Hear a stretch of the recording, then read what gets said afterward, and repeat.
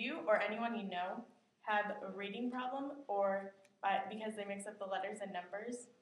Teenagers, young children, and adults have this problem, and it is called dyslexia. Today I'm going to define dyslexia to you. I'm going to tell you what dyslexia is, some effects and symptoms of dyslexia, and even personal encounters with dyslexia.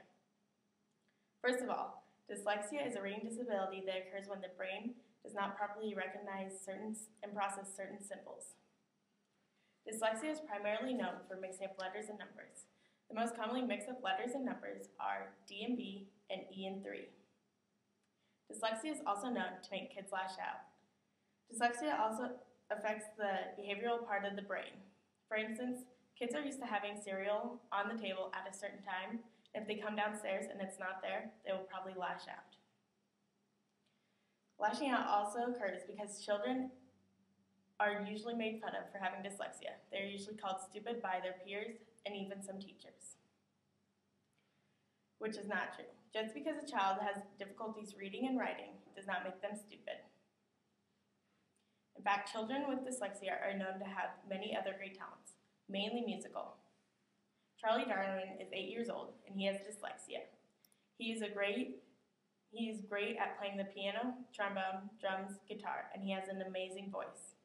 Charlie is an example of children with dyslexia, and he maybe can't read and write as well as other people, but he does have amazing other talents, which I found at www.readaboutit.com.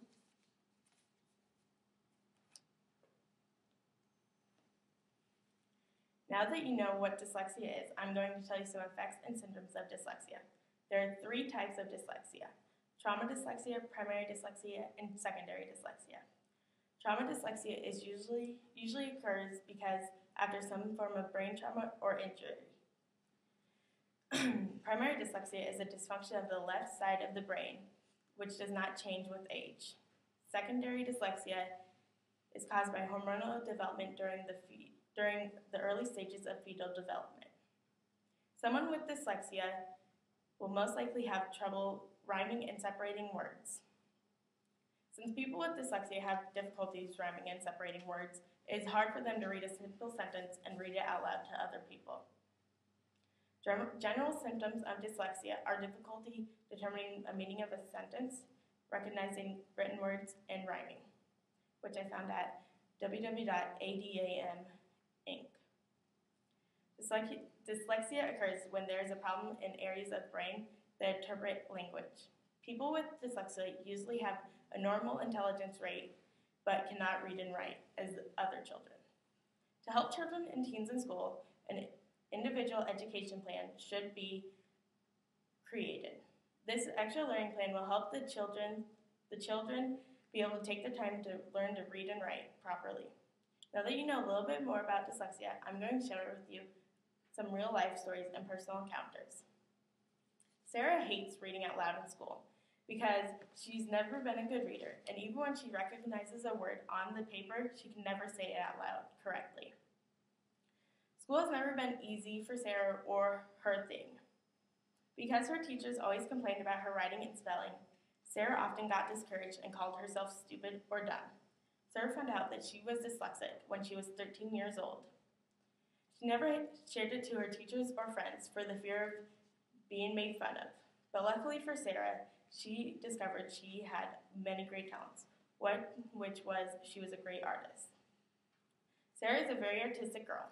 She paints backdrops and pictures for her drama class. She has won many prizes over the years from her artwork. Sarah wants the world and other teenagers with dyslexia that even if you aren't a good reader and writer, there are still many other things you are great at, found at www.kidshelp.org. Even though dyslexia is not something some people would want to share or live up to, Kara Toynton has bravely admitted to having a reading age of 12, while she is 26.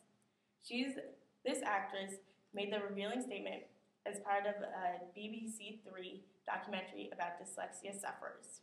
Kara is not the first celebrity to reveal that they suffer from dyslexia. Other famous names that have battled the learning disability include Tom Cruise, Jamie Oliver, Keira Knightley, and Orlando Bloom. which have all spoken about dyslexia to other children and young adults. Orlando Bloom even started a fund that with dyslexia, you are not alone.